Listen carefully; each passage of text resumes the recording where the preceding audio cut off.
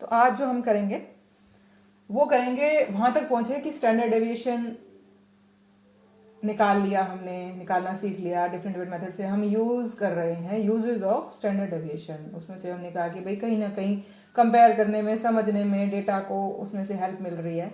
अब उसमें से एक बड़ा इंपॉर्टेंट जो स्टैंडर्ड डेविएशन का मेन यूज आता है आगे कंपेयर करने में, वो आता है कि स्टैंडर्ड डेविएशन हमने समझ लिया कि भाई एक ऑन एन एवरेज एक स्टैंडर्ड बना दिया कि भाई इतना तो डेटा उसके आसपास घूम रहा होगा, समथिंग, है ना, किसी चीज का। तो जैसे कि मैंने ये ग्राफ बनाया, तो इसमें मैंने देखा कि भाई जैसे स्टैंडर्ड डेविएशन निकला मेरा 16, मीन के अराउंड प्लस माइनस किया मैंने उसको। जैसे कि मेरा मीन था ये 131 और स्टैंडर्ड डेविएशन निकला 18, तो मैंने उसको प्लस 131 प्लस ये, एक सेकंड उसको लिख के बताती हूँ।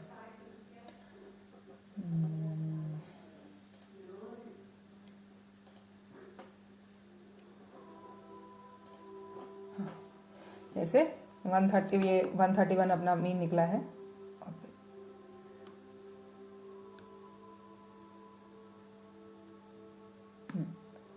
131,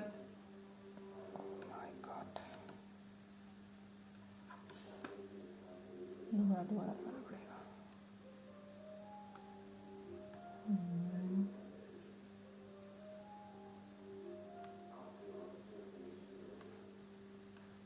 नहीं ऐसे नहीं, किसी और से निकालती हूँ मैं।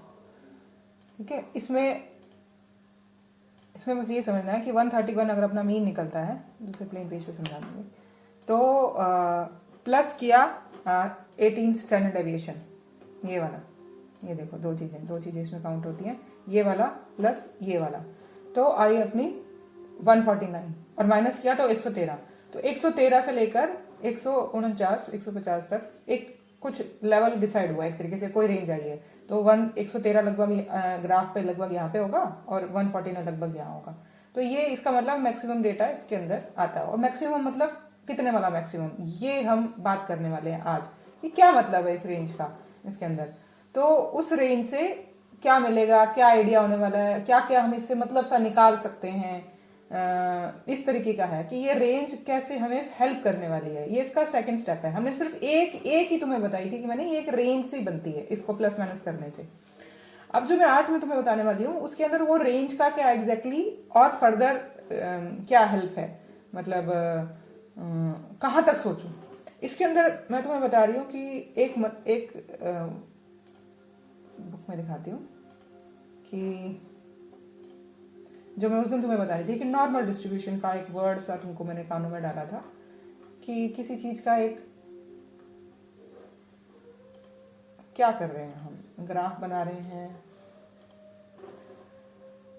यहां तक पहुंचे थे। तो इसमें मैं तुम्हें बताती हूँ कि हम उसका करेंगे क्या, मतलब उसका इसमें ये देखो एक डिस्ट्रीब्यूशन सा बन जाता है।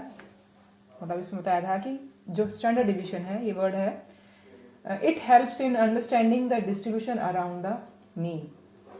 ये बात तो क्लियर है कि भाई ये हमें स्टैंडर्ड डेविएशन एक मीन के अराउंड कोई डिस्ट्रीब्यूशन समझने में हेल्प कर रहा है। अब वो कैसी सी प्रैक्टिकल एग्जैक्टली कैसे कर रहा है, एक इतना तो हमें चल गया कि मीन हमारा अगर मेरा निकला था 131 और स्टैंडर्ड डेविएशन मेरा निकला है अगर 18, तो मैंने 131 प्लस 18 कर लिया है और 131 माइनस 18 कर लिया है। तो जिससे कोई एक लेवल का A1 113 और 149 ऐसे करके एक रेंज से मिलती है। अब इस रेंज का क्या मतलब है, इस रेंज से मैं क्या और मतलब निकालूं इसके अंदर कि ये डेटा जो इसके अंदर का है वो क्या हेल्प कर रहा होगा, मेरी क्या समझने में हेल्प कर रहा होगा। तो ये है कि ये एक फॉर्मूला है, ये जो मैं तुम्हें बता रही थी कि भाई अगर थियोरेटिकली ऐसा माना जाता है कि जैसे ही तुमको मैंने उसमें दिखाया भी था, यही तुमको मैंने सैंपल लेके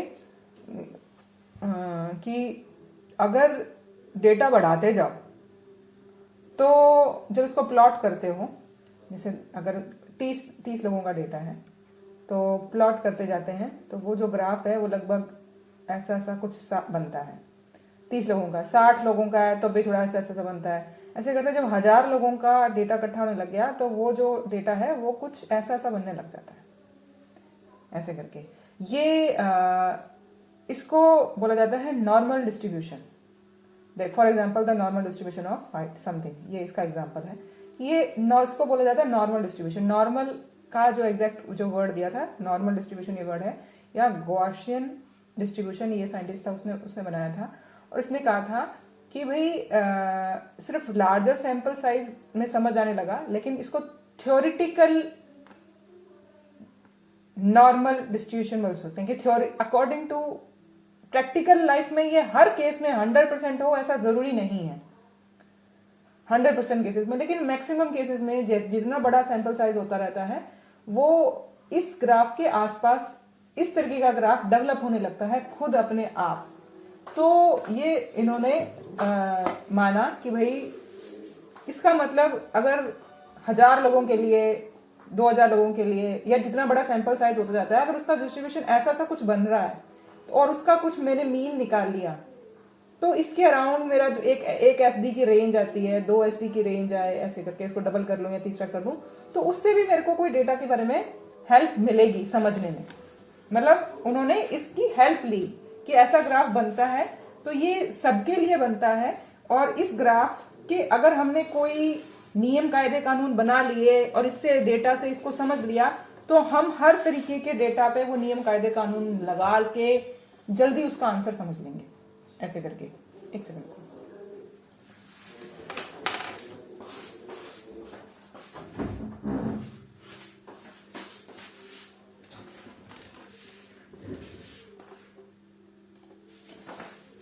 अब वो नियम कायदे कानून क्या मतलब क्या बनाए इन्होंने, या उससे फिर उसको क्या फायदा होने लगा, क्योंकि देखा कि है तो ये ऑलमोस्ट सच, ऑलमोस्ट इसलिए बोल रही हूँ क्योंकि ये 100% नहीं है, थ्योरेटिकल बोला जाता है कि थ्योरेटिकली बिल्कुल आइडेंटिकल। थ्योरेटिकल इसको कहा जाता है कि भाई इतना वो ये ग्राफ इतना ये सेट बनता है कि अगर तुम इसके बीच में ये कांच लगा दो तो इधर का और इधर का जो डेटा है वो बिल्कुल मिरर होता है, इतना सिमेट्री होता है कि भाई यहां से जो चीज शुरू हुई है वो यहां खत्म होगी, dot to dot. In practical life जैसे कि ये डेटा है, तुमको मैं दिखाया था कि ऐसा कुछ नहीं हो सकता कभी भी कि भाई तुम कितना ही बढ़िया सैंपल ले लो, कितना ही बढ़िया काम कर लो, लेकिन ऑलमोस्ट तुम इसके पास पहुंच सकते हो ऐसी शेप के, लेकिन आइडेंटिकल हो जाए एग्जैक्टली कि भाई जो नंबर जैसे यहाँ पे कोई चीज है तो उसके रेफरेंस में यहाँ कोई चीज मिल जाए, ऐसा मिलना इम्पॉसिबल सा है। लेकिन थ्योरेटिकली ये मान लिया गया कि हम पास हैं इस चीज के। तो नॉर्मल डिस्ट्रीब्यूशन इस चीज को उन्होंने नॉर्मल डिस्ट्रीब्यूशन जो कि आइडेंटिकल सिमेट्रिकल होता है उसके रूप में इसको समझ के मान के कि हाँ यार हम इसके आसपास पहुंच गए हैं, ऑन एन एवरेज मान लो ये बिल्कुल आइडेंटिकल है, उससे हम कुछ नियम कानून समझते हैं और उसके अकॉर्डिंग हम कुछ और मतलब निकालने लगेंगे उसका। तो इसका जो सबसे पहले इन्होंने समझना शुरू किया वो था, क्योंकि ये डिटेल में पढ़ेंगे पर यहाँ इसमें यूज होता है, इसलिए मैं तुमको बता रही हूँ यहाँ पे। तो कैसे कि हाँ यहाँ करते हैं कि मैंने तुम्हें बोला कि भाई इसका मतलब कि कोई अगर कोई बहुत बड़ा डेटा हो जाएगा तो वो ऐसा सा डेटा ऐसा सा शेप बनाने लग जाएगा। इस शेप के अंदर अगर सेंटर इसको मान लो मीन है जो इसका, तो इधर का डेटा और इधर का डेटा बिल्कुल बराबर दिखेगा, एग्जैक्ट टू सेम, सिमेट्रिकल बोला जाता है। और फिर इससे हम जो मतलब निकालने लगेंगे वो एक डिस्ट्रीब्यूशन को लेके या एक तरीके के ग्राफ को लेके जो हम मतलब निकालने लगेंगे वो हर किसी से मतलब उसका हम दूसरे डेटा के बारे में भी ये कह सकते हैं कि अगर ये नॉर्मल डिस्ट्रीब्यूशन पहुंच रहा है, अगर कोई दूसरा बंदा है जिसने 1000 सैंपल्स लिए और उसके बाद उसका डिस्ट्रीब्यूशन नॉर्मल बन गया, तो हम इस डेटा से जो मतलब निकाले थे वो इस डेटा पे हम ऑलमोस्ट एक्सपेक्ट कर सकते हैं कि इसके साथ भी वैसा ही हुआ होगा। उसका क्या मतलब है प्रैक्टिकली, लेकिन मोटे तौर पे ये समझना अभी कि भाई जो इसके साथ जो इसके बारे में बातें निकली वो इसके बारे में भी निकलेंगी, ऐसी सी बात। ठीक है, अब वो क्या बात है? बात ये है कि हमारा जैसे यहां निकला था 131, ठीक है, और प्लस माइनस हमने किया, प्लस किया था 18, माइनस किया था सम 18। तो यहाँ से मेरा डेटा निकला था 113 और यहाँ निकला था 149, ऐसे करके ये रेंज निकली थी। अब ये रेंज निकली थी तो मैं कहती हूँ कि जब इसके कुछ नियम होते हैं डिस्ट्रीब्यूशन के, नॉर्मल डिस्ट्रीब्यूशन में ऐसा माना जाता है कि जो मेरा मीन है जैसे कि 131 और जो मेरा स्टैंडर्ड डेविएशन है जो कि है 18, अगर डिस्ट्रीब्यूशन नॉर्मल दिख गया तो कहा जाएगा कि मीन प्लस माइनस 1 SD के अंदर 68% डेटा पाया जाता है। मतलब जो हमारे पास 113 आया है, 113 से लेके 149 रेंज के अंदर 68% डेटा इस ऑल ओवर का डेटा का पाया जाएगा। जो हम बोल रहे थे कि यार मतलब अगर तुम देखो तो हमारा यहाँ स्टार्टिंग पॉइंट जो एंड पॉइंट था, जो के शुरू, मतलब इसमें देखूं कितना था, उस ग्राफ में दिखाती हूँ, एक मिनट।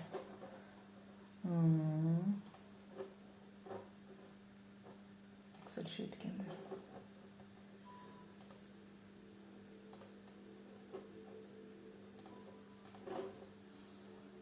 देखो, अब इसमें क्या देखा मैंने, मेरा 120 से शुरू हो रखा है। अरे नहीं 120 नहीं, यहाँ तो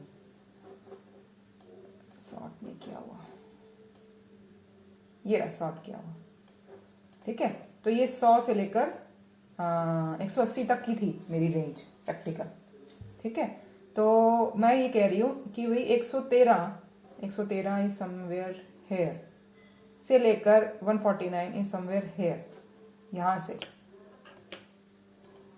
यहाँ तक 149 समथिंग, यहाँ तक ये जो एरिया है इसके अंदर मेरा 68% डेटा पाया जाएगा अगर डिस्ट्रीब्यूशन नॉर्मल है। तो अब ये नॉर्मल नहीं है तो 68% जो नॉर्मल डिस्ट्रीब्यूशन के नियम है इस ग्राफ पे नहीं लगेंगे, और वैसे भी ये सैंपल सिर्फ 60 का है। लेकिन ऐसा कहेंगे कि जैसे कि मैंने ये 60, अब मैंने क्या किया कि बहुत सारे ले लिए। अब मैंने ये डेटा लिया, ये देखो ये वाला लास्ट में, इसके अंदर मैंने ये ले लिया, कितने लोग हैं मेरे पास, 600, इससे ज़्यादा का डेटा मेरे पास मिला नहीं मुझे, अभी और बनाऊंगी। तो 600 का भी डिस्ट्रीब्यूशन ऐसा के आसपास पहुंचने लग गया। मतलब अगर मैं 1000 बंदे इसमें हो जाते तो मेरे को लगता है ऑलमोस्ट हम वैसे से ये रहा ऑलमोस्ट ऐसे से पहुंच जाते। ये किसी और का डेटा है पर मैं नॉर्मल डिस्ट्रीब्यूशन के लिए यहाँ रखा हुआ है कि इसकी शेप ऑलमोस्ट ऐसी हो जाएगी अगर हम बहुत बड़ा डेटा बनाते जाएं तो। अब ये 600 के आसपास भी ऐसा दिखने लग गया है, ठीक है। और इसके अंदर जैसे कि ये भी है, और ये वही क्या कोई और है, 300 का है ये डेटा, ठीक है, ऐसे करके। तो इसका मतलब कि भाई अगर लेकिन ये कहते हैं कि भाई अगर ये छोटा डेटा उस नॉर्मल डिस्ट्रीब्यूशन वाले 1000 लोगों में से ही 30 लोग उठाए गए तो ये दिखने में भले कैसे ही लग रहे हैं।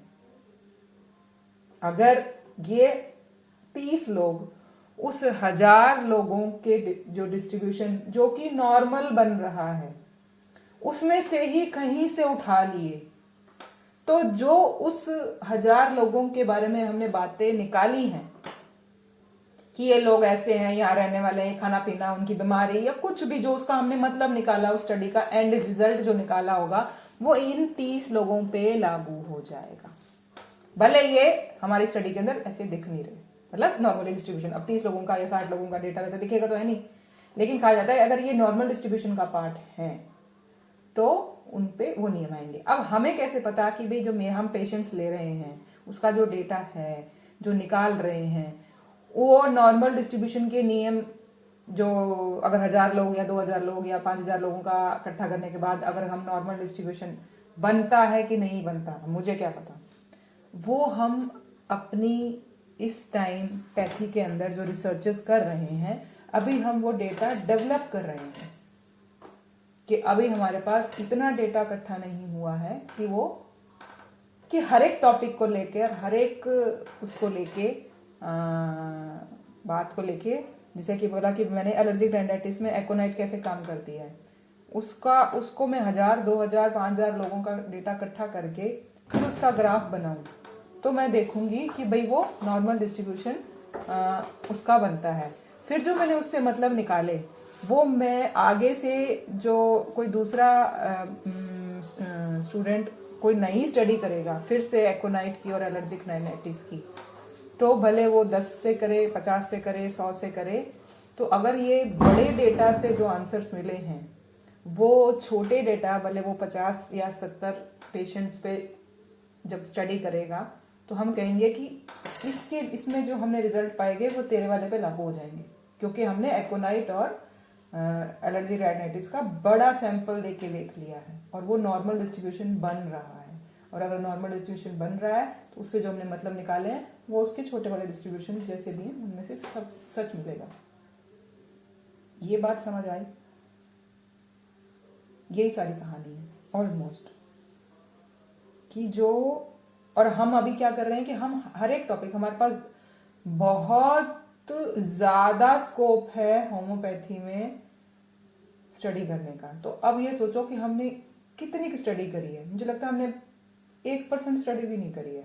1% तो बहुत ही ज्यादा बोल दिया, क्योंकि हमारे पास हर एक डिजीज के साथ में अलग एलर्जिक राइनाइटिस मेरे पास अगर मेरे पास 4000 हमारे पास मेडिसिन है, 5000 ये तो हम देते ही नहीं है। इतनी तो कोई डॉक्टर नहीं बरतता। उसमें से मैक्सिमम मुझे लगता है कि भाई कितना ही बड़ा डॉक्टर होता होगा तो वो उसकी रेंज उसको जितनी याद रहती होगी 300-400 से ज्यादा मेडिसिन मुझे नहीं लगता किसी डॉक्टर को याद रहती है। एटलीस्ट जिन लोगों से मैं मिली हूँ ज्यादा से ज्यादा वो ये कहते हैं कि 300-400 तो बहुत ज्यादा मेडिसिन है, इतनी तो प्रैक्टिकल लाइफ में यूज ही नहीं करता कोई।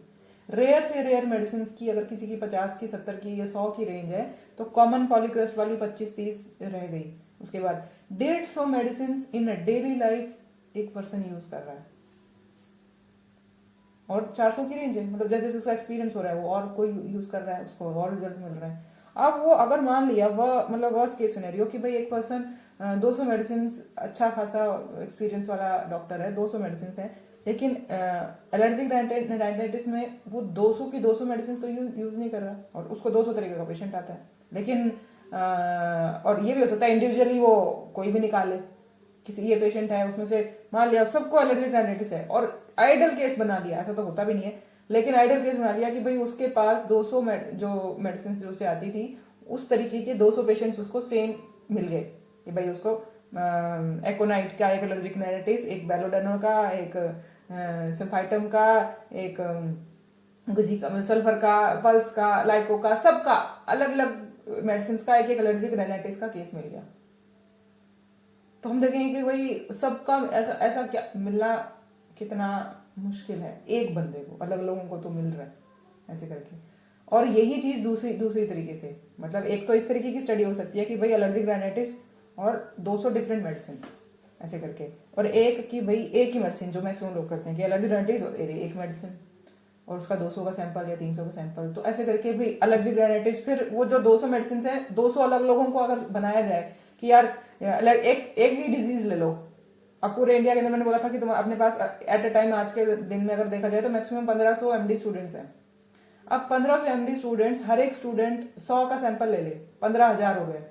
उसके अंदर 15,000 लोगों पे स्टडी हो सकती है, तो 15,000 लोगों पे स्टडी हो सकती है और सारे स्टूडेंट्स को बोल दिया जाए कि तुमने एक ही टॉपिक लेना है, तुम सब एलर्जिक राइनाइटिस पकड़ लो और एक एक मेडिसिन पकड़ लो, तो 1500 स्टूडेंट से 1500 मेडिसिन पकड़ी जा सकती हैं। या उसको डबल कर दो कि भाई 2 स्टूडेंट्स सेम ही मेडिसिन पे काम करो, 3 सेम पे काम कर लो, मान दिया कि चलो ठीक है 300 लोगों पे स्टडी हो जाएगी, 3 लोगों ने सेम मेडिसिन पे काम किया तो एक बड़ा सैंपल साइज मिल जाएगा इस तरीके से।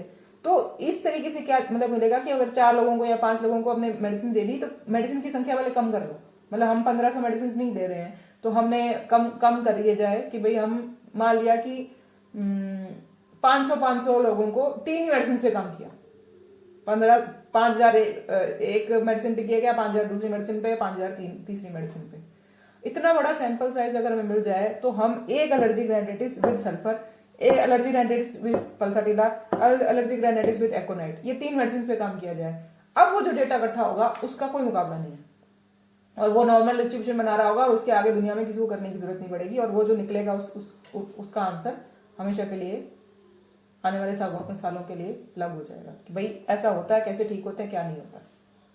ये स्कोप है। और इतनी बड़ी स्टडी प्रैक्टिकली नहीं है। हम क्या कर रहे हैं, 60 एक मेडिसिन को भी कोई किसी से कोई डिजीज से कंबाइन करे जा रहे हैं। तो ओवर द इयर्स 5 साल 10 साल के अंदर वो सारा एक तरीके का डेटा एक जगह इकट्ठा होगा, फिर पता चलेगा कि हम कितना उसके आसपास गए इस तरीके से।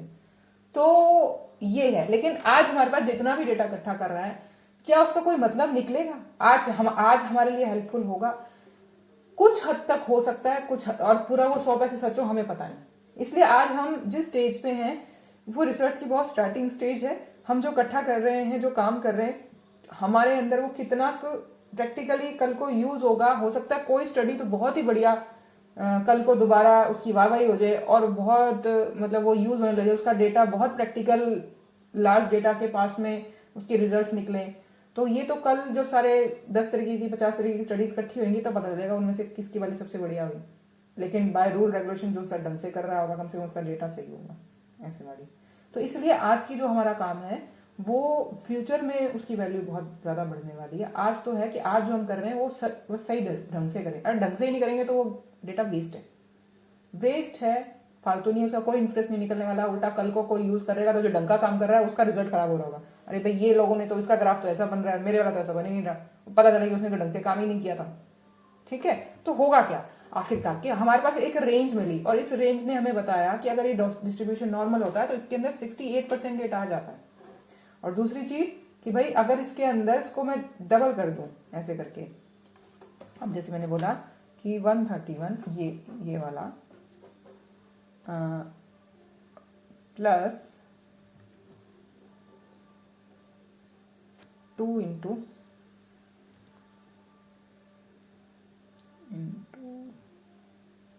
दिस तो आता है 168। क्या किया मैंने, ये बताते हैं, इसको ध्यान से देखना। एक बहुत आराम की सी बात बताती हूँ, दोबारा से लिख के बता देती हूँ। ये वाली कि मैंने ये लिखा कि यहाँ तक तो मैंने इतना सही लिखा था कि मीन के अंदर, अब नेक्स्ट बता रही हूँ, मीन के अंदर अगर प्लस माइनस 2 SD कर दूँ तो उसके अंदर ऑलमोस्ट 95% डेटा आ जाएगा। और हमारी रेंज क्या है, अगर 2 SD 1 सम क्या लिखा था उसमें, आया था सम में 168 आया था शायद, 113 131 और प्लस 2 इंटू 18, मतलब इसका मतलब ये 2 इंटू 18 आएगा। यहाँ पे 1 इंटू 18 था, ठीक है, तो 2 इंटू 18 ऐसे करके आएगा और वो इसमें जोड़ना है। तो ये कितना है, इसको जोड़ के देखो ऐसे करके, कितना है, 18 दूनी 34, 8 16 36। अब हमारे पास कितना है, 131 प्लस 36 कितना होता है, 6 और 7, 3 और 3 6 और 2, अरे यार ये कैसे हो, हाँ 167 समथिंग, 167 पॉइंट समथिंग आएगा। इसके अंदर पॉइंट्स में है ना कुछ, ये 68 पॉइंट 18 पॉइंट कुछ है और ये भी 18, इसकी 131 पॉइंट कुछ है। तो उसने वो हमको एक्सेल बता रहा है कि वो है 168 हाँ समथिंग .1। तो ये इधर वाली रेंज है और इधर वाली रेंज है, माइनस करके निकालूंगा, एक सेकेंड रुको, this minus 2 into this standard deviation, यह है 94, तो है 94। अब 94 से लेकर 168, अब ये 94 कहाँ पे है, मान लिया यहाँ पे है, और ये 164 कहाँ पे है, मान लिया यहाँ पे है। ये तो बहुत दूर बना दिया इसके अंदर। तो अब ये जो डेटा है इसके अंदर 95% डेटा आ जाएगा, यहाँ से लेकर यहाँ तक 95% डेटा होगा। और ये 1 SD के अंदर 68% डेटा होगा। और इसके आगे अगर मैं इसको 3 कर दूँ, 3 SD प्लस माइनस, तो उसके अंदर 99.7 समथिंग ऐसे। और वो भी जो भी रेंज आ गई, इसको कैलकुलेट कर लेंगे यहाँ पे, जो भी रेंज आ गई। तो मान लिया कि भाई रेंज आई सम 100 के आसपास, जो भी है, 94 है ना, तो 94 से कम ही आ रही होगी यहाँ पे, तो ये तो 94 यहीं पहुंच गए ऐसे करके, और यहाँ पे मान लिया उससे और भी कम, तो समझ लिया 80 मान लो, देखेंगे वो निकाल के। और यहाँ पे हम यहाँ पहुँच गए थे 168, और मान लिया इसके अंदर और तो 168 170 180 मान लो मिल लिया। तो ये जो होगी, ये जो रेंज होएगी इसके अंदर यहाँ से लेकर यहाँ तक 99.7 है समथिंग, वो एग्जैक्टली क्या फिगर्स है वो उसमें डेटा आएगा। ये जो 3 पॉइंट्स हैं इससे हमें कल को इसके आगे के स्टेप समझने में हेल्प मिलेगी। अब मैं इसको क्या बता रही हूँ उसमें दिखाती हूँ सर की किताब में कि कैसे ये हेल्पफुल है।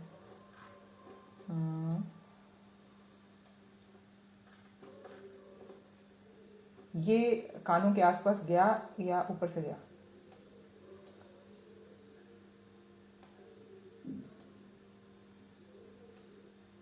ये रहा, यहाँ पे लिखा हुआ, ये रहा। अगर मीन के अंदर ±1 SD करते हैं तो जो पॉपुलेशन आती है वो आती है 68%। अभी सिर्फ इतना ही ध्यान रखो, बाकी इसकी लाइनों को छोड़ देना, बस 68% और एग्जैक्टली 27 आती है। अगर इतना करें, मैं डबल बता रही हूँ बस, सीधा डबल करें तो 95% सम इतनी आती है, ट्रिपल कर दो तो 99.7% इतनी आती है। और इसका बीच का भी है, अगर 1.96 रखते हो या ये वाली, ये भी आती है। ये क्यों बीच में डाला गया उसका रेफरेंस है, पर अभी सिर्फ इतना ध्यान रखो कि 1 का और 2 का, और अगर हम 3 का करें तो लगभग 68.2, 95% 4 और 99% 7 डेटा उसके अंदर आता है। अब जो आता है उसके बाद जो बच गया, जैसे कि हमने जो ग्राफ बनाया तो उसके अंदर पता चला कि 68% डेटा। अब जो ये बचा हुआ डेटा है लास्ट इधर वाला, वो कितना बचेगा, -100 से कर लो तो इतना लास्ट में बचता है इसके अंदर इस स्टेज में। और अगर ये 95% यहाँ पे है तो इतना डेटा बचता है दोनों साइड में, तो दोनों साइड में बचने वाला डेटा ये, ठीक है। अगर 99 है तो दोनों साइड ये बचने वाला। दोनों साइड का क्या मतलब कि जैसे ये ग्राफ बनाया था मैंने, तो ग्राफ के अंदर जो मैंने ये निकाला तो यहाँ पता चला यहाँ से लेकर यहाँ तक 1 SD है, 1 SD, तो इसके अंदर मेरा 68% डेटा आ जाएगा, 68%। अब जो ये बचा, ये वाला बचा और ये वाला बचा दोनों साइड, उसमें कितना आ रहा है 31% समथिंग, 31.7%। अब वो उसके अंदर क्या होगा कि भाई ये तो दोनों साइड है ना 31, एग्जैक्टली जैसे बोले जाएगा कि भाई मान लिया इसको राउंड फिगर में ये लोग बोलते हैं 32% बोलते हैं, तो दोनों साइड 16% इस साइड और 16% इस साइड, इस तरीके से बोलते हैं, ठीक है। ऐसे इसका ले लेते हैं इसके अंदर, तो बोला जाता है कि भाई उसको भी ऑलमोस्ट 5 ही मानते हैं, इसका ऑलमोस्ट 5 मानते हैं कि भाई यहाँ से लेकर यहाँ तक 95 है, तो 95 के बाद में जो कितना बचा 100 में से 5%, तो अगर तुम्हारा यहाँ से लेकर यहाँ तक ये डेटा 95 वाला चल गया तो इसके बाद जो बचेगा वो होगा 2.5% इधर और 2.5% इधर, ठीक है। ऐसे ही अगर 3 SD पहुंच गया, 3 SD यहाँ से लेकर यहाँ तक, तो अगर तुम्हारा ये इतना डेटा है 99.7%, तो दोनों साइड मिला के 0.27% बचेगा, और मतलब इसको भी 50 कर लो आप दो पार्ट्स में, ऐसे करके 0.05 बोला जाता है, वैसे तो 1% के आसपास होता है।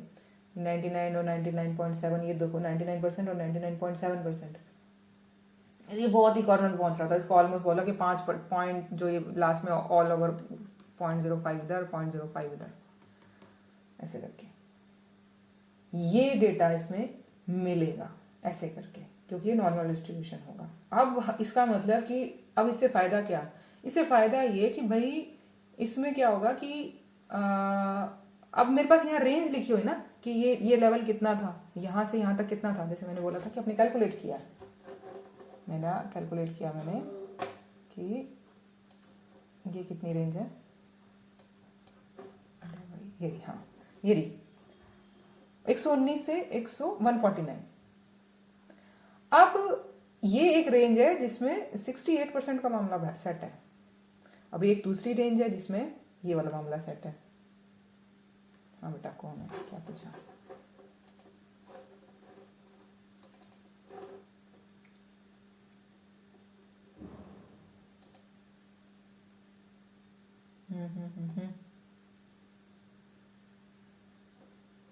मैम ये 1 2 3 कहाँ से आ रहा है? 1 2 3 ये ऊपर वाला दाने कहाँ से आ रहा है? ये बहुत सारी स्टडीज के बाद देखा गया कि जो ये 1 2 3 है, ये 1 और ये 2 और ये 3, ये ऐसा होता है। जैसे कि फॉर्मूला कैसे बना, कि हमने जो बोल रहे हैं कि भाई ये फॉर्मूले के अंदर बोल रहे हैं कि भाई अंडर रूट कर लेते हैं, स्क्वायर कर लेते हैं, ये करते हैं ये, और उन्होंने देखा बहुत ज्यादा स्टडीज करके, और उन्होंने देखा कि भाई ये 1 SD और ये 2 SD और ये 3 SD या इनके बीच वाली एसडीज में ऐसा हो रहा है। अगर ऐसा हो जाता है तो उसके अंदर 68% यूरिया डेटा आता है। बहुत ज्यादा स्टडीज करने के बाद में उनको मैथमेटिकली इसका आंसर मिला है। ठीक है, और अब क्या करना है कि अब मैं तुम्हें ये बोल रही हूँ कि भाई इससे हमें क्या क्या आइडिया होगा। 113 से लेकर 149 1 SD, या इससे हमको ये 94 से लेकर 168 है इससे, या फिर ये अगर ये 80 या अगर बोल रहे हैं 80 से 180 आ गया, चल 80 से 180 जो हमारा आ गया एक तरीके से, तो ये आ गया। तो अब इसमें क्या करते हैं, जो वर्ड मैं उनको बोल रही हूँ हाइपोथेसिस, जो मैं तुमको बोल रही थी कि भाई बाद में पढ़ाऊंगी, यहाँ पे आता है वर्ड इंट्रोड्यूस। हाइपोथेसिस मतलब एक स्टेटमेंट लेके चले थे कि भाई मैं जो एलर्जिक राइनाइटिस के केसेस सल्फर से ठीक कर रही हूँ, वो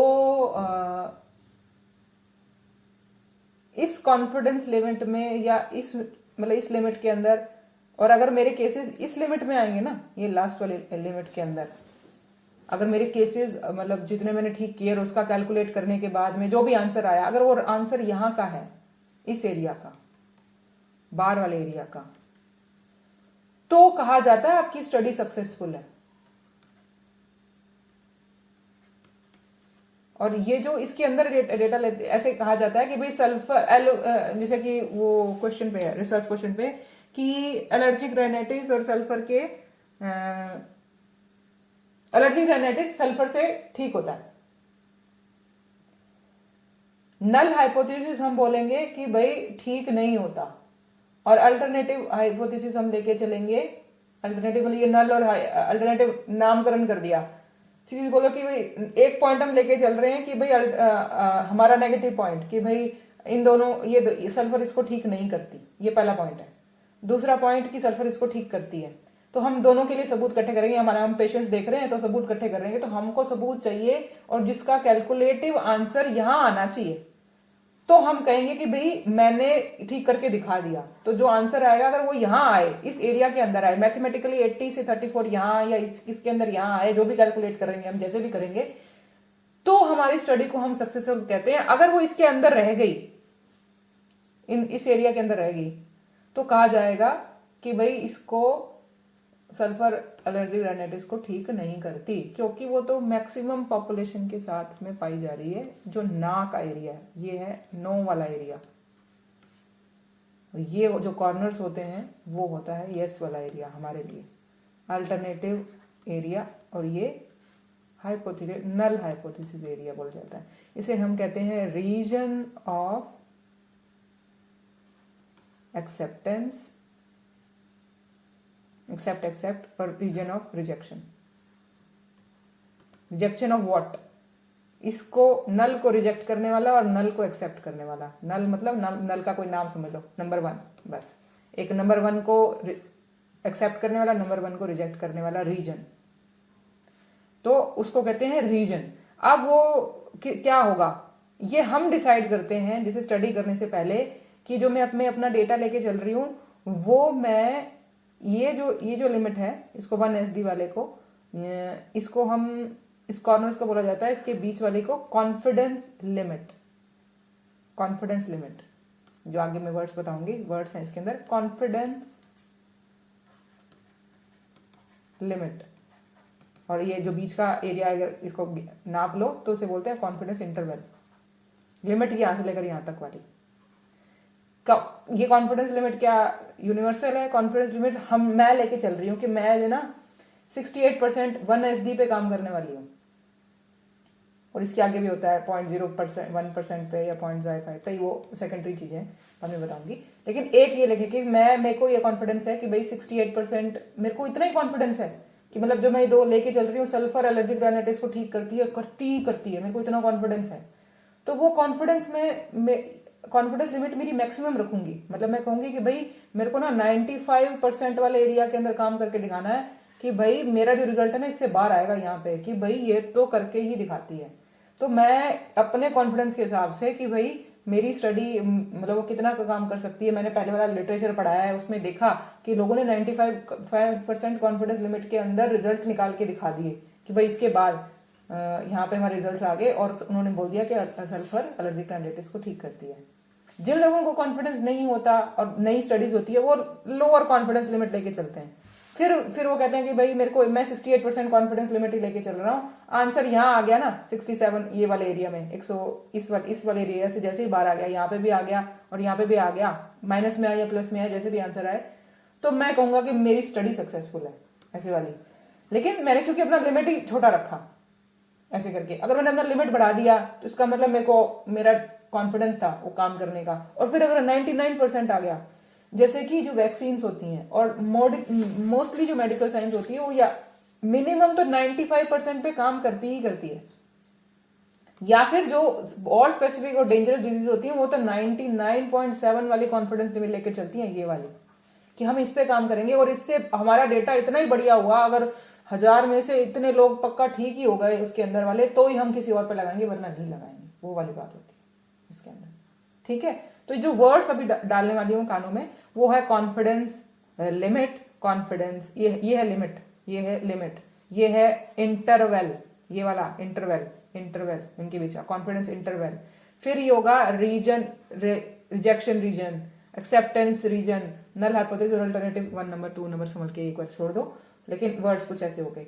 फिर कि भाई 1SD 2SD 3SD या इनके बीच का जो है ये जो वर्ड्स हैं इसके बीच में दे रखे हैं वो याद करने वाले, और 1SD के अंदर ये रीजन एक्सेप्टेंस में आता है, और जो उसके बाद जो बचा 16% दोनों साइड वो रिजेक्शन वाले रीजन में आता है इसके अंदर आंसर। ठीक है, अब मैं वो बुक में दिखाती हूँ सर ने क्या लिखा उसके अंदर। तो थ्योरी के हिसाब से ये 2 पेज हैं 3 पेज है, दिखते बड़े थोड़े से हैं लेकिन इसके कंसेप्ट डेप्थ में है, इसलिए इसको टाइम लगता है करने में, वरना हम पहले 10 पेजेस एक साथ पढ़ रहे थे।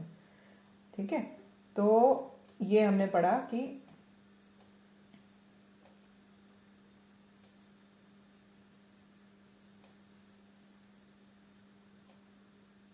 हाँ यहाँ पे हमने पढ़ा normally about half the observation lie above and half below the mean in a symmetrical distribution. This type of distribution is known as normal distribution or Gaussian distribution. It is arithmetically be expressed as follows in term of mean and SD. Arithmetically, mathematically हम ऐसे express कर लेते हैं कि वे data इसके अंदर कितना आएगा, इतना आएगा, इतना आएगा. It indicates the chances of normal in outside of the limit on both sides of the mean becomes less or double the thrice of कि भाई वही कि इसके अंदर 1SD या 2SD 3 के जो उसके बाहर चल रहा होगा डेटा, उसको छोड़ो एक बार, लाइन ही नहीं समझ में तुमको, ये अगला लिखो। The area within limit is known as confidence limit and the range between the upper and the lower end of the confidence limit is as interval, जो मैंने बोला तुमको कि भाई इसको बोलेंगे ये और ये जो बोला इसको बोलेंगे कॉन्फिडेंस लिमिट। अब वो तुम्हारी 68% वाले डेटा पे है या 95% वाले डेटा पे है या 99% वाले डेटा पे है, ये तुम पे डिपेंड, मतलब तुम्हारी वाली स्टडी पे डिपेंड करेगा उसके अंदर। ठीक है, तो ये उस पर डिपेंड करेगा। पर जो भी लिया तुमने, जो भी लिया, भले ये लिया, जो तुमने डिसाइड कर लिया वो तुम्हारी कॉन्फिडेंस लिमिट है और उसके बीच का कॉन्फिडेंस इंटरवल है। और the area outside limit is level of significance, जो मैं तुमको ये वाला बताया कॉर्नर वाला रिजेक्शन वाला रीजन, उसे लेवल ऑफ सिग्निफिकेंस भी बोलते हैं, रिजेक्शन रीजन या लेवल ऑफ सिग्निफिकेंस।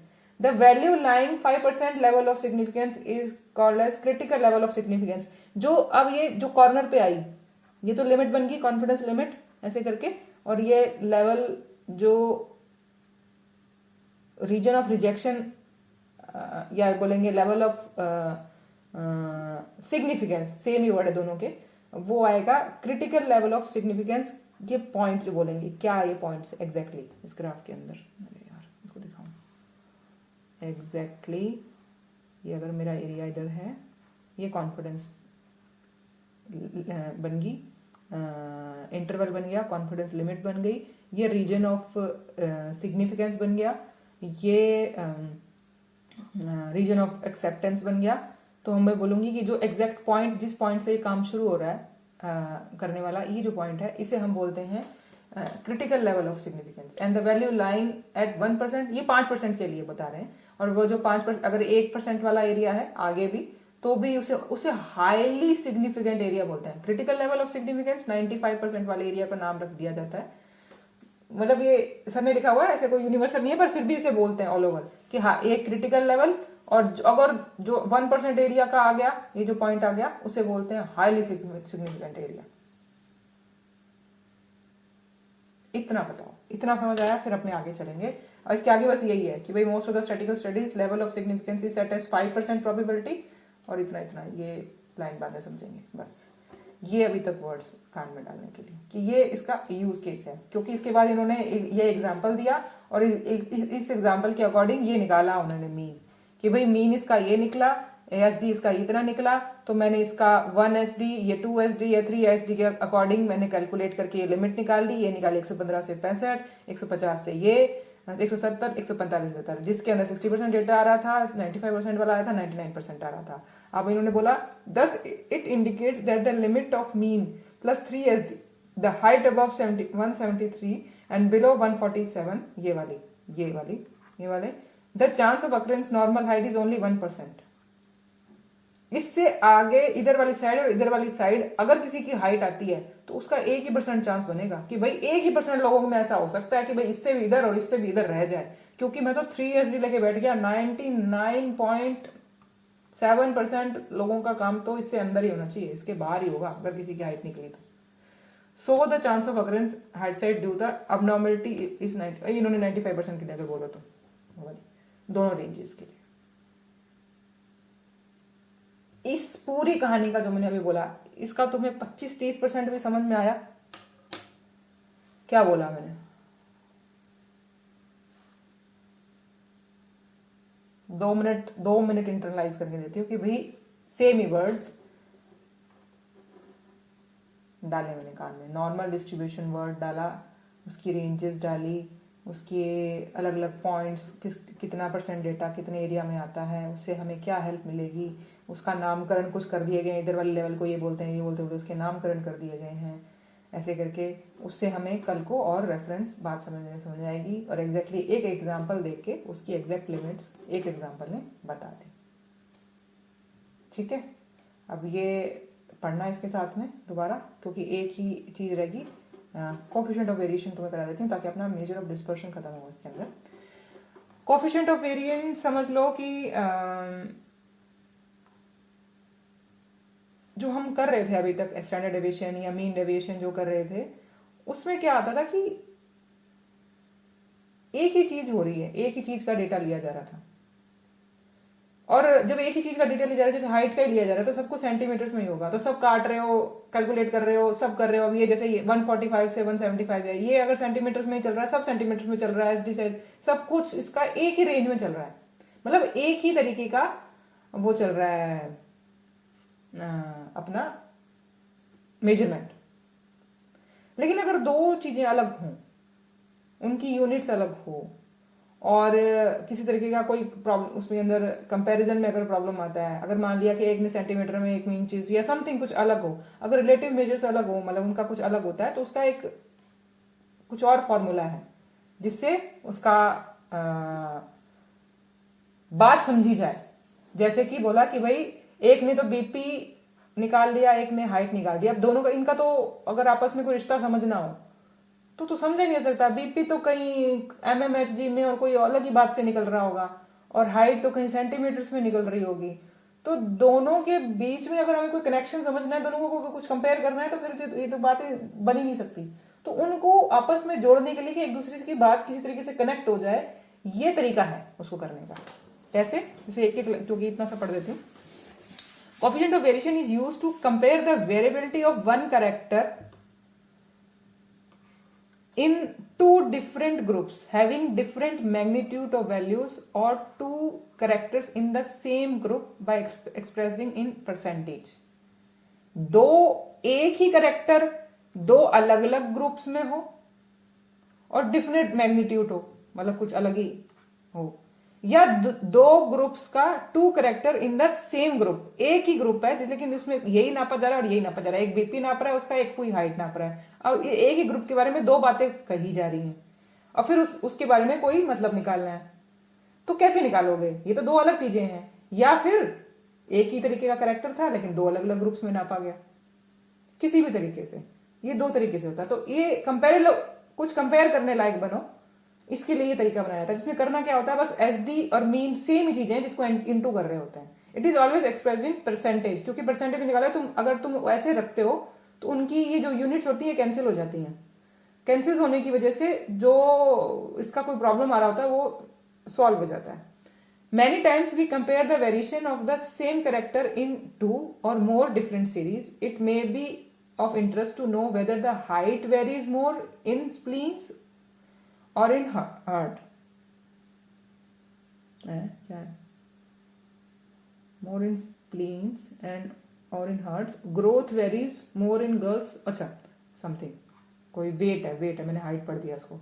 तो स्प्लीन की वेट ज्यादा वेरी करता है या हार्ट का वेट ज्यादा वेरी करता है, या उन्होंने बोला कि भाई कोई गर्ल्स या बॉयज की आपस में कोई ग्रोथ में कोई वेरिएशन है, या variation in pulse is more in young और ओल्ड। मतलब इसका मतलब पल्स रेट एक यंग की तुमने निकाली, एक ओल्ड की निकाली, और कितना वेरिएशन है ये निकालने का ये तरीका, ऐसे करके। ब्लड प्रेशर वेरीज मोर इन स्मोकर्स और नॉन स्मोकर्स, तो तुम निकाल के बाद में उसका कंपैरेटिव मेजर ये निकालोगे और देखोगे कि क्या निकला उसके अंदर। तो क्या कैसे निकला, जैसे 2 सीरीज ऑफ अडल्ट, जैसे कि ये 21 अडल्ट के हैं और इनका 1 मीन ये निकला था, एसडी ये निकला था, और ये चिल्ड्रन वालों का ये निकला था और उनका एसडी ये निकला था। तो उन्होंने देखा कि भाई कोफिशिएंट ऑफ अडल्ट्स के लिए निकाला कि कितने हैं, एसडी लिखना है ऊपर और मीन लिखना है नीचे, ऐसे करके ये आया 6.25। ऐसे ही जब उन्होंने चिल्ड्रन का निकाला तो वही सेम चीज, एसडी ऊपर मीन नीचे, एसडी 5/60 क्या ये। अब ये चीजें कंपेयर हो सकती हैं परसेंटेज में कि यार ये क्या मतलब है और ये क्या मतलब है, इसका मतलब 6% के आसपास कुछ ये आ रहा है और ये 8% के पास इसके आसपास। अब तुम इसको आपस में कंपेयर कर सकते हो। Thus we find that height of children shows greater variation than in adults, being ratio of, ये बोलते हैं इसका। अब इसका भी बाद में क्या करते हैं, इसका और रेशो निकाल लो समथिंग कि ये 8.33 के अपॉन डिवाइड बाय 6.25 जो भी आया इसका करते हैं, तो तुम देखते हो 131 इसको लिखते हैं। ये मैथमेटिकल तुम्हें बताऊंगी इसके अंदर, पर ऑलमोस्ट ये कंपेरेबल स्टेजेस बनती हैं इसके अंदर। Moreover the variation of 2 different characters in 1 and same series must be compare just as height and weight और ब्लड प्रेशर या कुछ भी, ये 2 चीजें निकाल लो उसके अंदर। जैसे एग्जांपल दिया इन्होंने, in a series of boys when mean systolic pressure is this, mean आ गया 120, तो लिख दो जी 120, किसमें, बॉयज वाले में, तो हमने बॉयज वाले में निकाला। Series of boys mean systolic pressure is this and S D is 10, निकाल दिया 10। इन द सेम सीरीज हाइट निकाली है, दूसरा करेक्टर है जिसका एस डी आया 5 और ये आया फिर से 160 ये मीन, तो ये निकाला 8.3 और 3.1। तो अब ये निकाला कि भाई इसका 2.7 आएगा। BP is found to be more very, ये ज्यादा वेरी कर रहा है देन हाइट, और ये कितना, इसको डिवाइड कर देते हैं 2.7 टाइम्स इसको बोलते हैं। बस ये तुमने दोनों को एक लेवल पे ले आए, जो अलग अलग तरीके का डेटा कि किसी का बीपी और किसी की हाइट नापी गई थी, लेकिन हमने उस तरीका का डेटा कहा कि भाई ज्यादा अगर मैं देखा है मैंने तो ये वेरी कर रहा है, लोगों का बीपी ज्यादा फ्लक्चुएट करता है, हाइट इतनी फ्लक्चुएट नहीं करती। ये होता है एंड तरीका डिस्पर्शन। हम डिस्पर्शन ही समझ पाए, फैलाव ही समझ पाए, दो अलग अलग का, 2 चीजों का एक साथ यहाँ पे, भले सेम ग्रुप का हो भले डिफरेंट ग्रुप का हो, इससे ज्यादा नहीं करवाती आज। ये 2 चीजें शांति से आराम से पढ़ना, अलग अलग बुक्स में पढ़ना, ठीक है। कोई क्वेश्चन है तो बताओ, नहीं तो डन। तो जो ये कहाँ काम आएगा, इसमें एसटी जो रिसर्च जो हम स्टार्ट करे थे उसके बीच में मेथड्स एंड मटेरियल्स के अंदर जो सेक्शन था उसमें वहां मेंशन हो जाता है, वहां पे भी सेक्शन बना के कि तुम अपना कॉन्फिडेंस इंटरवल लिमिट क्या लेना चाहोगे, जो रीजन ऑफ लेवल तुम्हारा 1%, 5% पे तुम काम कर रहे होगे कि 1% पे तुम काम कर रहे होगे, ये सब कुछ वहां लिख दिया जाता है। हाइपोथेसिस का सेक्शन उसके आगे पीछे लिखते हैं, उसमें भी लिखते हैं ऐसे करके। तो कई लोग उसमें डाल देते हैं और बाकी हाइपोथेसिस में डालेगा। हाइपोथेसिस सेक्शन बनता है हाइपोथेसिस करके, उसमें लिखा जाता है कि अल्टरनेटिव तुमने नल लेके क्या चल रहे हो, नल तुम्हारी, या एक नल बोल दो, अल्टरनेटिव बोल दो, ये नाम है उसके। नल मतलब मेजर एरिया, जो 60% 90% एरिया जो लिया होगा वो क्या बात बोल रहा होगा, उस बात को बताओ कि ये क्या बात, अगर इसमें अगर तुम्हारा आंसर यहाँ आता है तो फिर वो क्या बात बोल रहा होगा। जैसे मैं बोल रही हूँ कि एकोनाइट और सल्फर, जो एकोनाइट सल्फर बोल रही हूँ कि एलर्जिक राइनाइटिस सल्फर से ठीक हो जाता है, तो मेजर एरिया जो आंसर लेके चला जाए लेके आ जाता है वो कहा जाता है कि भाई ठीक नहीं होता, उसका नेगेटिव पॉइंट लेके जा जाएगा। मैक्सिमम बात तुम्हारे मेरे फेलियर को दी जाती है, मैक्सिमम पॉइंट्स। और उसके बाद भी अगर मेरा डेटा इस कॉर्नर में पहुंच के अपनी बात को सिद्ध कर दे तो उसे कहा जाता है कि भाई स्टडी सफल है, जो तुम लेके चलो आगे, तो भाई उस एरिया में पहुंच गई है। इसके अंदर negative maximum data negative results को दिया जाता है।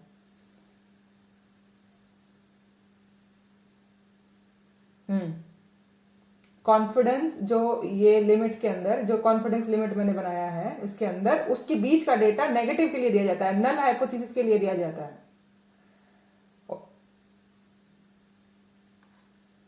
डेटा की वैल्यू है, बहुत ज्यादा वैल्यू है, क्योंकि हम ओवर द टाइम, हमें ये कैसे पता चलेगा कि मुझे कितने लोगों ने स्टडी करी है, तो पता चल रहा होगा ना कि भाई अगर यही आंसर आ रहा है, अगर तेरा कोई नया बंदा स्टडी कर रहे हैं, उसका आंसर इसके बीच लिमिट में आ जाए, जैसे कि मैंने वो जो लिमिट निकाली थी यहाँ, जैसी निकली यहाँ पे 113 और 149, अब बंदे ने निकाल के सब कुछ, इसका आंसर इसके बीच आ गया, तो अब उसका मतलब 10 लोगों ने, 20 लोगों ने, 50 लोगों ने, हम सबका डेटा इकट्ठा करके हम वहां तक पहुंच गए। अभी तो हम डेटा इकट्ठा कर रहे हैं, हम तो स्टार्टिंग स्टेज में हैं। लेकिन अगर किसी स्टडी को हम बहुत बड़ा कर चुके हैं और पता, हमको ये लिमिट पता चल चुकी है कि यार ये हमारा 1SD या 2SD के अंदर क्या रेंज है एग्जैक्टली, हम इस रेंज को फाइंड आउट करने के लिए मैक्सिमम स्टडीज में ये कर रहे होते हैं कि भाई एग्जैक्टली हमें नहीं पता हमारी बीपी की रेंज या नॉर्मल रेंज हमने कहां से पता कर ली, जो कितनी चीजों की, इन चीजों को बहुत बात करने के बाद हमें वो पता चली कि भाई नॉर्मल रेंज इज दिस।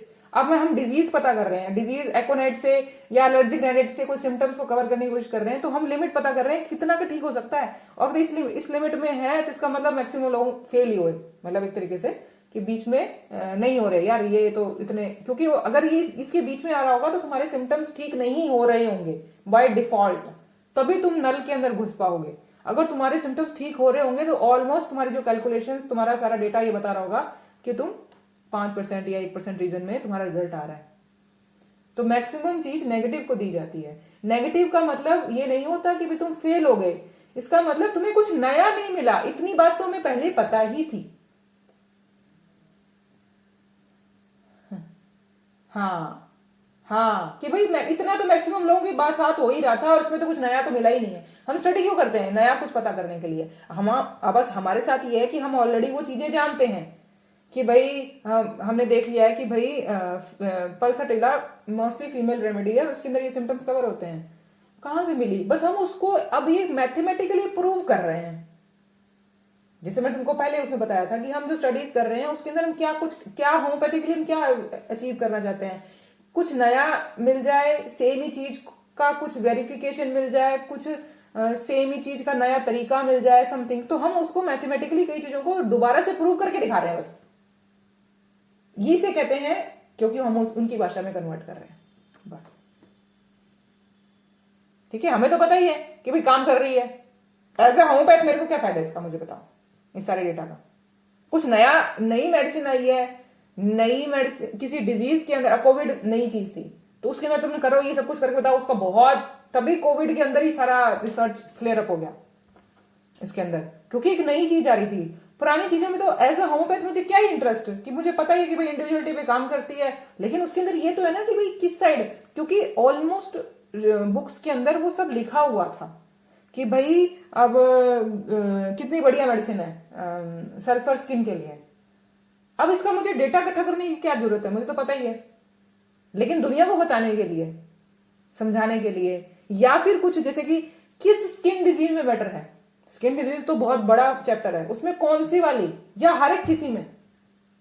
अब हर एक किसी के अंदर भी अब पोटेंसी का खेल है, मे बी पोटेंसी, हम अगर अपने एंगल से सोचो कि पोटेंसी में या रिपीटिशन में हफ्ते हफ्ते बाद रिपीट करते हैं तो ये रिजल्ट है जी, महीने बाद रिपीट करते तो ये डेली ले रहे हैं तो ये कितना, हम उसमें कितना वेरीफाई कर सकते हैं, उसके अंदर बहुत कुछ खेल सकते हैं उसमें।